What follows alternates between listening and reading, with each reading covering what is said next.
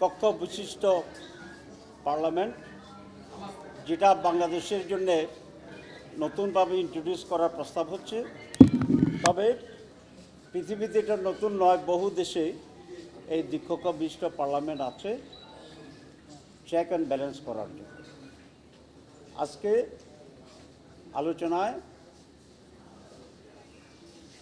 কিছু সংখ্যক দল ছাড়া সকলেই আমরা একমত হয়েছি যে দ্বিকক্ষ পার্লামেন্ট আমরা চাই।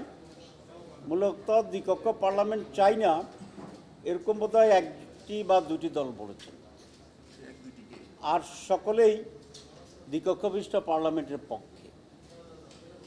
কিছুটা ডিফারেন্স হচ্ছে এটা ফরমেশন বিষয়, কীভাবে এটা ফর্ম হবে এবং এটার ফাংশন কী হবে সেই নিয়ে।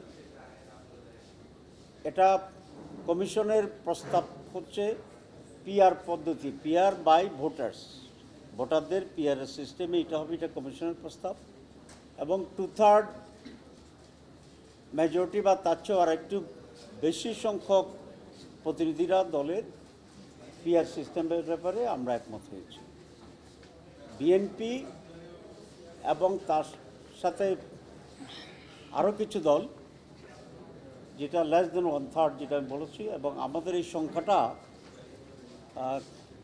কমিশনের যিনি এখন ভাইস প্রেসিডেন্ট এবং মিটিংয়ের সভাপতি তার দেওয়া তথ্য অনুসারে।